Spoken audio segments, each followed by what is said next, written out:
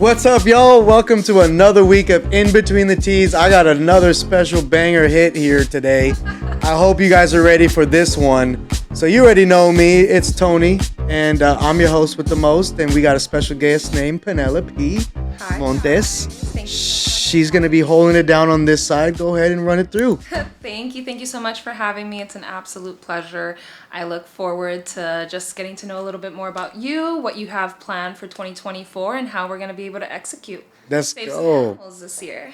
We are going to be getting into that. So Penelope is a good partner of mine. She handles all your real estate transactions. She does a lot for the community in regards to your furry babies.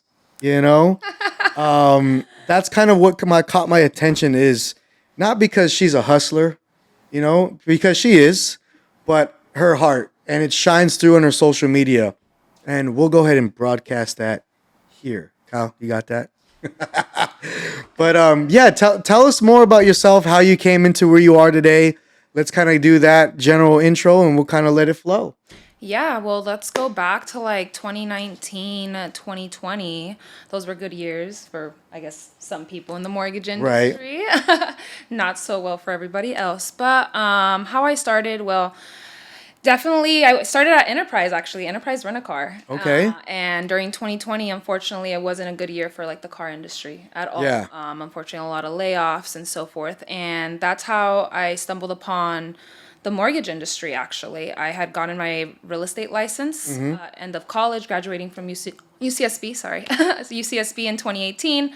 I majored in English, Spanish, and education, and my idea was to, become a veterinarian. I'm like, I'm going to do this. A vet? A vet, yeah. That was my original idea. Interesting flow of career path. I love it. Right, and ends up at Enterprise, yeah. Completely makes sense. I was a manager at that point. With COVID, got let go, unfortunately. Had recently gotten my real estate license, and I was like brand spanking new, inexperienced. Had no idea what an RPA was.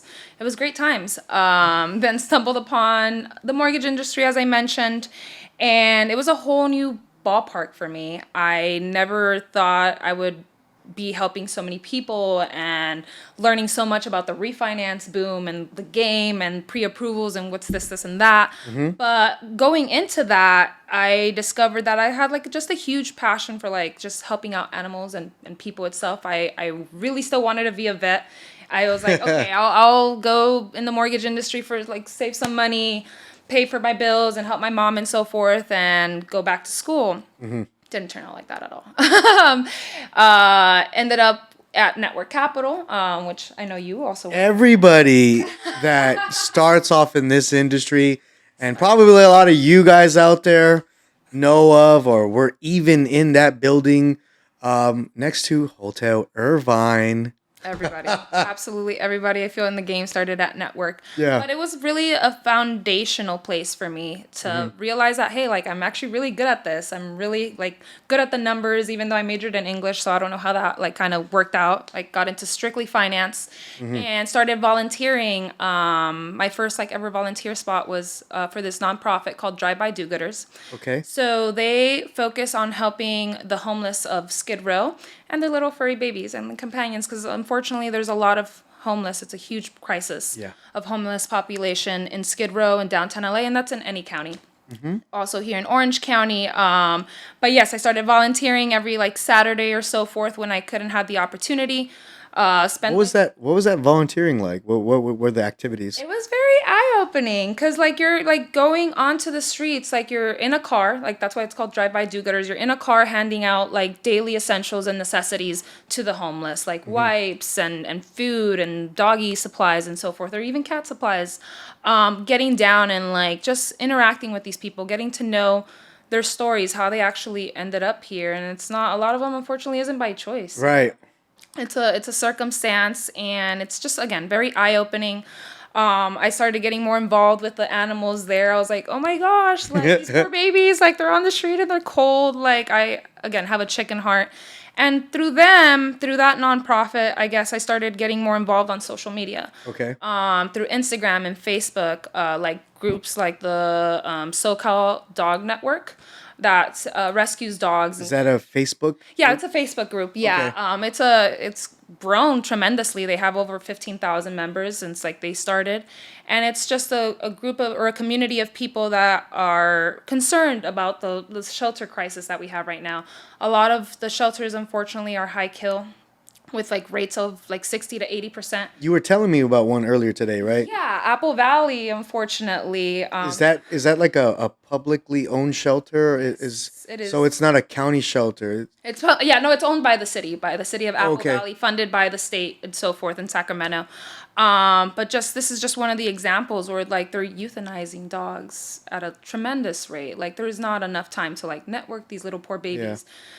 3 days is nearly not enough So basically, once they get initial processed, as a stray. they and it's like 24 hours of them coming in on intake. They're pretty much, dare I say, death row? Yeah. Is that bad? I mean, that hurts me to say it. Yeah, no, it's unfortunate. Like they're like known as like a doggy death camp. Like and like even like owner surrenders. Unfortunately, there's just a lot of people that can't like afford to keep their pets, which is completely understandable. Everybody has their situation, but like those are the first pets that like end up on the youth list. It's the ones that are owner surrendered. They don't even have a 72-hour hold. So like those, Wow. like those are like 24-hour spot on in and like could potentially be out that like same day. Like you have to sign this that like you're consenting for the animal shelter to potentially euthanize your pet if you surrender it. That must be heartbreaking because of not only the position. I put myself in the position of I had a cat. His name was Aries. And I think of it in the sense of if I couldn't house him and I went to a shelter hoping he'd have a better opportunity, and I was dealing with that emotional part of it, and then them, hey, sir, sign this to acknowledge that your cat that you loved and was with forever and shared memories with, maybe put to sleep if we can't house him in 30. Like, fuck. Yeah, no, 100%. So like just knowing that it like sparks something in me. I'm like, well, if I can't go back to medical school and become a veterinarian and help my community in that way, because I would always just want to come back and help like low income communities. Yeah. I grew up in Southgate, which is like LA County. Like I Yep. would love to come back and help my hometown. But I'm like, this is like the best way that I can. Like I could do mortgages, I could be a real estate agent, I could do finance and still find a way to just support this vision and this philanthropy that I have and like help with transportation. Cause I wish I live in a very small apartment currently myself. So it's like, I wish I could like foster and take all the dogs. You basically would be the Ace Ventura. I would. Ace 100%. Ventura, I hear it scratching again. Dogs, 100%. But you know, we do what we can. And that's where I'm at right now. Like last year I focused on transporting dogs from the shelter to their fosters. If transportation was an issue, I'm like, if I can't adopt and I can't foster these doggies, let me do the next best thing with transporting. How does that work? So through the Facebook group, did they say this dog has now found a foster family and they just look for volunteers? Is that how that works? It's really, again, it's like a community of like 15,000 plus people, like all over SoCal and even like out of California and so forth. So a lot of these furry little babies sometimes have to leave the state, and like a plane ticket is not cheap, you know, like a crate on top of that, and they have to be fixed and vaccinated. All those are little costs that like people don't take in consideration. What would you say the average cost is for you to do your, I guess, local transportation? Local, we could do like maybe like San Bernardino to LA, for example, maybe like $100. Like it's just literally for gas and like to be able to like some people do this as a job, you know. So they do? Yeah, I have a bunch of like transporter like friends on like social media and Instagram that just do it as a day thing, you know. It's like I do it when I can and I have the time, but like if there's somebody else in the community that could help and they're gonna get a little bit something out of it, like yeah, I think I seen the other day that you had a little black terrier, right? Yeah, Cute little guy. Little Lenny. Penny go save Lenny. I think so. He got placed in a foster or a permanent home. He got fostered out. So Woo-woo. I actually met her his foster through Facebook through the group. So this isn't the first transportation I've done for her, but yeah, she fosters like little tiny dogs. Okay. She already has like 4 dogs on top of that. Oh shit. So yeah, it's a whole little community in her house. Squad. Yeah, he was at he was a squad for sure. He was in Carson Animal Shelter, and I live in OC, so it's like driving from here to Carson, and then she lives in like LA, Hollywood Hills area, so there. Bless her heart. But you know, like we got to save a little Lenny, who was an owner surrender, and luckily, every shelter is per space basis. So Carson, even though it's considered high kill, it still had space. So he was there for like about a month or a little bit over a month. Thankfully, That's a blessing. We had more time to be able to network him, but it's not the same situation for a lot of other animals, especially like in Apple Valley, like that. For example, they closed 10 days. Like 10 days is a long time for a shelter to close during the holidays. But you know, we do what we can and try to network these little babies, and you meet amazing people along the way that share that vision with you. So I can feel your. That's again why I reached out to you initially, because not just because you're in the business, and I know we're gonna get to the golf part of things soon. I promise you guys.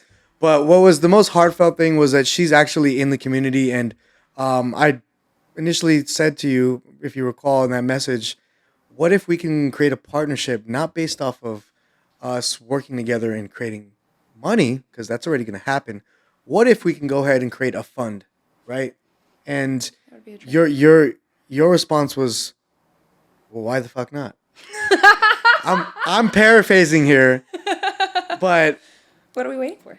that's what I wanted to go ahead and showcase. Like, Penny is very much heartfelt. She's very serious about this, and my mission is to partner in and be aligned with individuals. Maybe there's some people out there like you guys that feel the same way for, single moms, for babies, whatever it is. I want to partner with you guys to not only amass money, but also to amass money to generate a fund that we can do quarterly or semi-annually or even annually disbursements to really support this. We always talk about in the world change. You are an advocate of change. You are a byproduct of what you're doing, and I want to be part of that. So that's what I wanted to really talk about today with you, and really shed some light in how we can get more attention to save these fur babies. Because we're gonna make money. The market's changed. So where do we put our efforts and our pockets and our energy? And it's gonna be for that effort. 100%. So I think with your expenses and maybe even some of these traveler guys, if we can actually get them, dare I say, a living wage, but some wage to do this, I think that would be awesome. It would be phenomenal. It's just like bringing to light like the situation. I feel like just as a lot of people don't know the crisis that shelters are facing, and rescues and just fosters just trying to like take in as many as they can. But as soon as we save one, there's two more going in the same Easily. cage or crate. So it's super.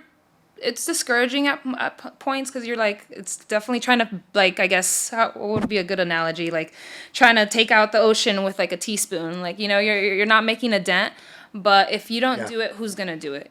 So like, just whatever you can, it means the world to these babies. Like, you literally see them and they see you, and that's that felt connection that you want to just keep them. But it just literally takes a day at a time. One person, one animal makes such a huge difference. And if we could get that to light, partnering up together and Let's do it. providing livable wages for these transporters, that would be a win-win for everybody. Let's definitely do it. I wanted to ask one last thing on this. In regards to the shelters, I mean, a long time ago, I actually worked for a veterinarian. Oh. And when was this? The side of so this is another reason why, like, because it's kind of hits close to home to me. So I had the worst job. I was one of the only males in the building, aside from the veterinarian himself, and I would have to do the dirty work, whether that's bathing shelter dogs, cleaning their kennels, actually disposing and removing and dragging or carrying deceased dogs to the freezer, taking care of shelter pups that needed to be doing their examinations and stuff. You got to take them to the vet. They got to get their shots so that we can find them placement. So a lot of this I know. So what I want process. Yeah, like from fucking experience. And the real quick, it was I got tired of sales. I worked at Samsung for a long time, and I was like, you know what? You've done a little bit of everything, right? Yeah, I got tired of it, and I was like, you know what? There's some random job. Like, I'll take it. Like, I can do it. And I just talk about how when I was a kid having pets and how I had pets, and they just, yeah, sure, come on in. Like, you're an able body. I loved it. It was cool, but I realized I love sales more. But more importantly, what I was going to ask you was, most of these shelters in these institutions, they're not modern, right? They're mostly like rigid, old school. Like the facilities, they're kind of like being in prison, from what I remember. So Yes. I think if we can build this out slowly and create maybe Penny's shelter herself, what would that look Oh like? my gosh, a rescue. What would that look like for you? That would be a dream come true. Like honestly, like down the line, maybe I'm 27 right now, so maybe somewhere in my 30s, I could open up Penny Shelter. What that would look like, it would definitely probably not have like crates. It would have like dog homes, a very open concept, doggy pool, doggy house. Like it would be dogged out for sure. It's almost it sounds like a wonderful place that maybe even people would want to live. By all means, hey, y'all want to come work at Penny's Rescue? That would be phenomenal. Yeah, it would be a very open place. Like, definitely take care of our seniors. I feel like our seniors are overlooked, and so They're the lead. From my knowledge, they were the ones that stood in the shelter the longest. Like puppies and kittens were like the cute little ones. Oh, let's. Especially right now with the like holidays just ending, people get their pets and so forth, and they figure out, oh, we can't maintain them or whatever the case may Right. be, and they end up in a shelter. So yeah, Wow. if I could one day open up, that would definitely be a dream. But very open, just concept. Live as long as you need to be. Like if you could get you adopted out, wonderful. If not, you could stay here with me forever. Like that's not gonna be a bad life. I promise. Okay. Well, I think we have a mission at hand We do. to build, and I know we've had some conversations earlier. Everything's on the table for me this year. Really is. I don't think that anything's unattainable, just with the right partnerships. And I think today, this is what we're going to build out. But let's segue a little bit here. So, in the industry yourself, what team are you working with right now? Right now on the DRE side or the real estate side, I'm at the Legacy Estates Realty Group. Where's that office? It is in Moreno Valley, so I'm all the way like out there. But Okay. I cover when I mean basically all of SoCal. I will go to Blythe, which is like corner of Arizona over there. Yeah, far, Yeah. far down. That past is- Palm Springs. That is, Far. bless your heart. And the farthest I've gone upwards, besides like Santa Barbara, because I went to school there, was California City. Oh, So like right before Bakersfield, like maybe like an hour, Yeah. 40 minutes before Bakersfield. But you'll find a house for 200,000, a nice 3-bed, 2-bath, 1,500 square feet. smarten up. Letting you guys know now. If you guys are willing to travel, you could definitely find something and still stay in California. Yep. Under 350 for sure. But yeah, that's I guess this market has just pushed us to like go that far. You know, it's been tremendously just like a learning experience. 23 was definitely character building. When I started in Agree. 2020, you guys, you know, it was the refi boom, business, doors knocking, phones calling nonstop, and then it pushed into 2021, 22 where business has slowed down.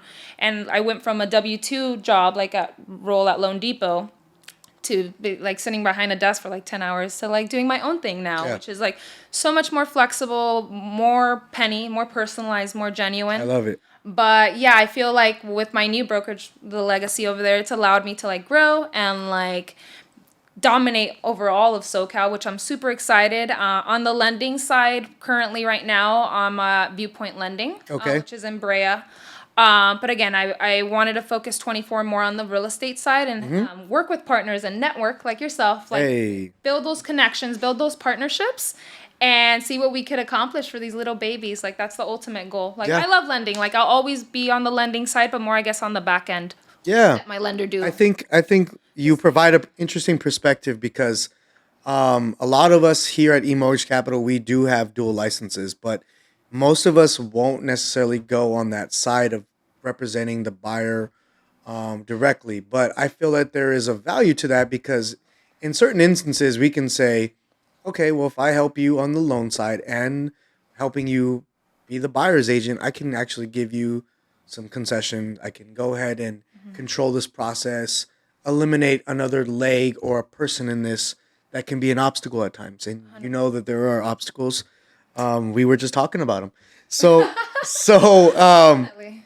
so with that being said, I think you provide an interesting perspective because if you do want to go ahead and focus on just being a realtor, you can easily, dare I say, pre-underwrite a lot of the conditions and make your partner's job easier. 100%. So it's kind of like a Shaq and Kobe, like just throw it up, yo. In, clean out. Like, yeah, 100%. We get it done. And you can't be, well, maybe you can be great at both. Honestly, I feel like if you could Right. hold multiple hands and you're good at juggling multiple things at the same time, you could be a great loan officer and a great realtor. But Yeah. I feel like I want to focus and be the very best realtor that I could be. And I could still be an amazing loan officer for Definitely. my preferred lender. Give them a clean file. Here's all the documents. Here's a breakdown of the scenario, what my client's looking for. Work your magic. Yeah. And, we're both working together and like growing this business and this partnership and helping clients. Like best of both. So for what that means to you guys out there, it means that if you have the ability to work with someone like Penny, myself, that are all on the same team, it's not only going to save you money, it's going to save you time. It's going to almost guarantee your offer to get accepted, and it streamlines your process. So if you didn't know that you can have a realtor and a lender as one person, it's probably the best scenario for you. And at the end of the day, you're getting the same result. You're getting that white glove service that I know Penny can give you and go beyond, roll out that red carpet. But at the end of the day, you're getting your keys. You're getting your keys. And hey, I love the snap. So in between the teas, we like to go ahead and unveil who our guests are, what they're about, what their passions are, and we've kind of covered like the biggest part of it. But what caught my attention too when we were kind of in the research phase on my end was you had mentioned you wanted to get in golf.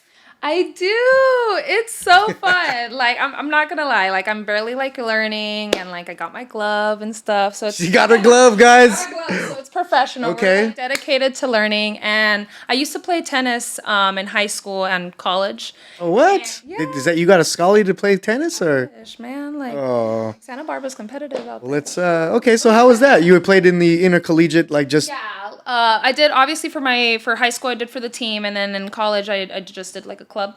Okay. I wish I was like good enough to do. Like, Was you taking people out though? man, backhand all day. Yeah, 100%. Left-handed, I guess perks. I guess Okay. lefties got an advantage in some sort. Yeah. But yeah, definitely that's something I want to also master on, and I guess I could piggyback off of you this year is learning how to master golf. It's everything is just about form and like how you have it down and having the patience to just not whack the ball. Cause that's just been my thing. First I was missing the ball, and then I started hitting it, and now it's just going not in the directions I want it to go. Correct. So it's definitely a patience game. Definitely has taught me.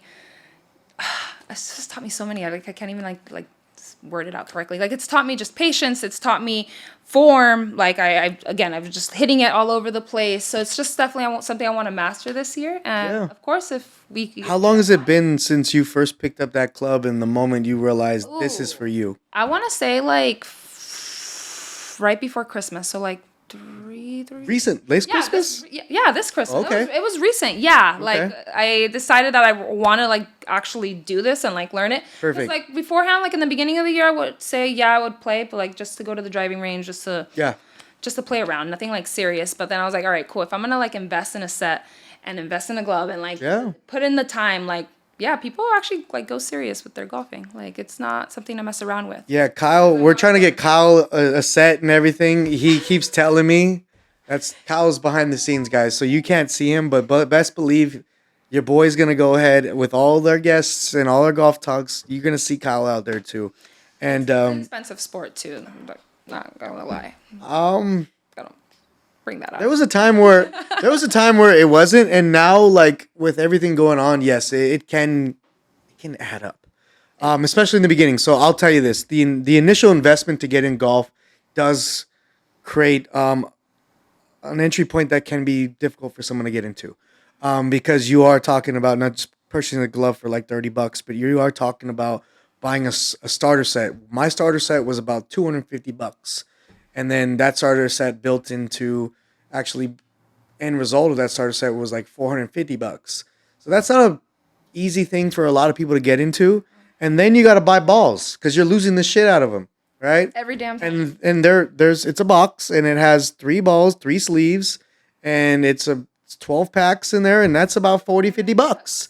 Every time. And yeah, and you're losing those motherfuckers like crazy. All the damn time. And it's not for a while that you actually go ahead and say, all right, I'm not losing balls this round.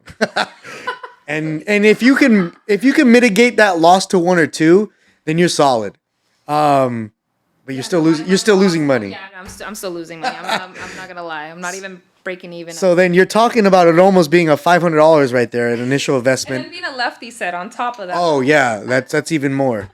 And then you got to buy golf shoes, and then you start buying golf clothes because guess what? You can't wear normal clothes. So You gotta have the stilo for golf too. Like I don't know. I'm a big fan of like the tennis skirts. Luckily, yeah. I could recycle those into golf. yeah, But everything else, yeah, it does add up. But I'm looking forward to it. Like there's so much to learn. There's so much to master. Yeah. And like let's do it. Like yeah. I fell in love with golf a few years ago, and I can tell you that the first round that I ever played, I used my buddy. He's 6'4". He played for UNLV. He was a lineman.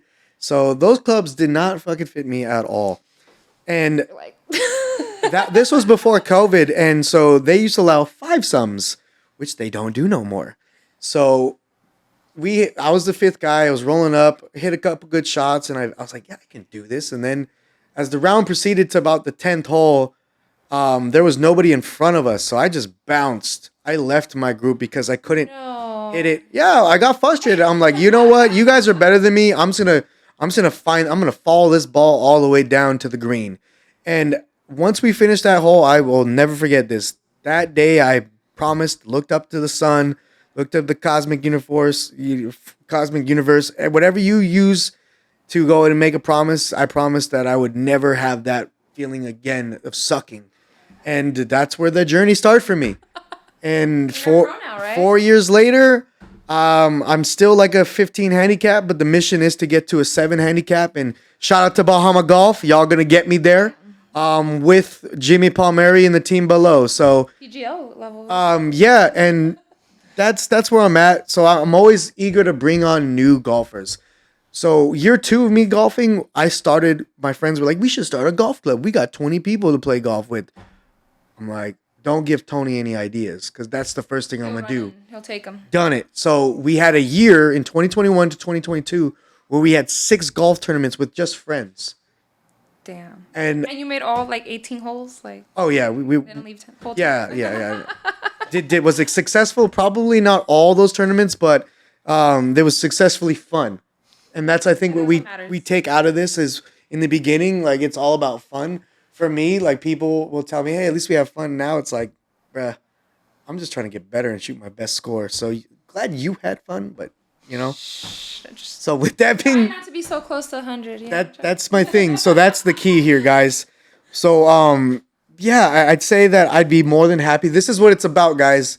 Collaboration. Collab and value. Like you give, I give, and then it's just a natural synergy that we can provide to each other, and we're gonna pass it on to our clients and other partners that are along. 100%. Super excited. So I'm excited. I know originally we were gonna do a video at the driving range, and Kyle was supposed to be there. Oh, we should. We will be doing this so that Kyle can just set up the camera, and all 3 of us will go. Maybe you'll even catch me in my element of teaching. Let's get it. I kind of have a good track record. My friend Bo, Anthony, Mondo, all these guys. They put me in a position to teach them, and damn it, I hate to say it, they're better than me now. Most days. So yeah, I'd love to go ahead and help you out on that. And let's just kind of circle this off of, aside from lending, aside from the furry babies, what do you want to tell the people that you're passionate about that they can really, relate to you? Well, if you're ever passionate about becoming a real estate agent, I'm your girl. No, I'm just joking. Definitely besides like just being passionate about like helping other people, helping the animals. I do also do my Amazon FBA like business What's as that? well. What is that about? It's e-commerce, just selling products on Amazon that we like ship from China Oh, damn. here. So We should that's get you some sunglasses that are money on the, Ooh, oh yeah, let's do it. Let's do it. because Penny sees money. Well, like it all goes to the fur babies at the end. So Definitely, it's all for am I good, really making money? good No. value. Yeah. But yeah, no, doing just a little bit of that, and hopefully, again, this year, being able to intertwine the real estate business, the mortgage lending, the Amazon FBA business, and uh, like helping people allows me to support these. Like each transaction that I do on the sell side, on the buy side, on the lending side, a portion always goes to like help these organizations and these Okay. fosters and rescues. So I am so deeply grateful for all the support from 2023. I hope to have Yeah. like a successful 2024, keep on building these empires, grow my connections and relationships. And I can't do anything without the support of the people. Like, Yeah. honestly, like, This is why we got you here. We want to put a shining light on you. And I think one thing you said, and I actually just did have a conversation with my buddy Brian Young. He'll be on the show too. He got in around COVID as well, and or we were talking, and then he was like, "Yeah, man, 2020 during COVID in 2021, it was more of a, business was just flowing. What we learned last year was we cannot have that same mindset of kind of wait and let the business dictate us. So we were having a conversation about how we can create, and I think we can do that too. We can create opportunities in real estate. We can create opportunities 100%. for these fur babies and whatnot. And That's what we make of it, you know? Definitely, it's just getting the word out there about what we do, getting people involved. Like, we need volunteers and we need adopters and fosters and is rescuers. that you guys? Can you see yourself doing that? Yeah. Yeah, can you help us out to achieve this, like, and just this perfect life for these little babies so each of them end up in a home? I know it seems harder said than done, but it's not impossible. And Yeah. if there's a will, there's a way. Yeah. So. I know that hopes and dreams are always upward, but I think what we're gonna partner on is getting it done. There is no hope of it. I hope it's gonna. No, we are going to get it done. So It'll be here, you know? stay tuned, guys. One last thing I wanted to go ahead and touch upon is you did mention your Amazon business. You want to do a shout out so everybody knows where to go? Oh yeah, I will definitely have the link on my Amazon business on my profile.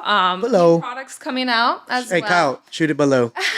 And I will definitely get that to you. Yeah. It's definitely just focused on like baby products and dog animal products as Naturally. well. Naturally, of course, it has to be something furry baby related. Right now I had a baby set, like just a portable baby set of silicone that most of those funds actually from that product we already sold out. Went to adopters in the SoCal Dog Rescue Network. Okay. On our next product that's coming out hopefully for March. Also going to be like baby product related, but again, hopefully with the same goal to be able to help these babies out. And if anyone else is interested in making their own Amazon store or e-commerce store, it doesn't even have to be on Amazon. It could be Shopify or whatever platform works best for you. I'd love to be able to teach you and see what products work best for you, you know, with Okay. whatever type of money that you have to invest in this. Because it is an investment, but it's something that could definitely help you get your money in return. And some, so I might have to look into that to just do golf. golf products. Yeah. I'm telling you, like, there's a market and demand for that, and if you could like expedite it and ship it from China here at like a lower cost and then Right. resell, why not? You know, See, she just gave me another idea. See, guys, one he's thing, gonna run with it. yeah, everybody that gives Tony an idea, it's just like, here he goes again. Here he goes As long as you again. execute, you know, as long as you execute, that's all that matters. I'm a more of a just let's take action, and then I collaborate with gentlemen like Kyle and anybody else that I need to partner with to help me funnel my focus and help the execution. Because in between the teas, if you ever seen it in the beginning, was just me in the golf cart talking to my realtor partner, having conversation about what we normally would, clients, stories, all that. And it wasn't until Enrique at Center Stone Escrow, which he'll be on too, said, dude, why don't you take this to the next level? And I did. And I didn't wait for all these things to be aligned perfectly. It just, let's figure it out as we go. and with the help of the team and EMSP, Shout out to Kyle. here it is. And Kyle and Tim. Yeah. That's phenomenal. I'm really excited to see what you're gonna accomplish with this year. Like Yeah. it's gonna Likewise. go big. I'm Likewise. So let me ask you one more thing. So with golf, if you have objectives, goals, or criteria, what would that be for you to look like by May? Ooh, I definitely would want to work on just mastering. I know I'm emphasizing form a lot, but I feel like if I get the form down, I'll be able to get the direction down. Because I feel like right now my issue is I don't know if it's like a lefty thing, but I keep kind of hitting the ball to the right. Like I don't know, like it's just not going. It goes straight and then right? Yeah, no, it kind of leans more tails right? tails right, and I'm like, is this because I'm a lefty thing? I've never really kind of asked anybody. I'm like, why can't I just make the ball go straight? Yeah. So honestly, just working on that, I'm like getting Okay. the distance down, getting the form down, and then yeah, that's Okay. would be my goal for May. I think that's a very achievable goal. And what I'm gonna do for you is I'm gonna give you an hour free on the simulator at Bahama Golf, and then I'm gonna give you a free lesson at Bahama Golf, and that'll go ahead and get you some good foundation. And then from there, if you see value, then we'll get you to become a member with 30% off discount. That is so sick. And so we can get you on your way to meet that initial goal, and then we can talk about where that looks like at the end of the year. And guys, look for Penny to be on the golf course with us in a golf cart, having a similar conversation. In May, we'll do a follow up. See if I got it down. Yeah, exactly, 100%. exactly. Any closing notes for us? Anything that we would want to go ahead and cap off with? No, I think we've pretty much covered it, but I do want to thank you for your time and for having me on Likewise. here. Go ahead and follow me on social media at Penelope Monte, and I look forward to getting to know every one of you guys, every one of my followers, and hoping that we could achieve that one common goal is just help these babies out. Yeah. Again, if you can volunteer, can foster, can do anything, get involved in your community and your local shelter. It really means a lot to these fur babies, and it means a lot to me. So just takes one person. And that, guys, is In Between the Tees, brought to you by yours truly with our special guest, Penelope Montes. Thank you for having me. And no problem. Thanks for stopping by. And always got to give a shout out to our tenant over here, our production specialist, Kyle and Tim. Kyle. Appreciate you, man. And EMC, always thank you so much for hosting this. And until we see you again, In Between the Tees. This is the 18th hole. We made it to the 18th.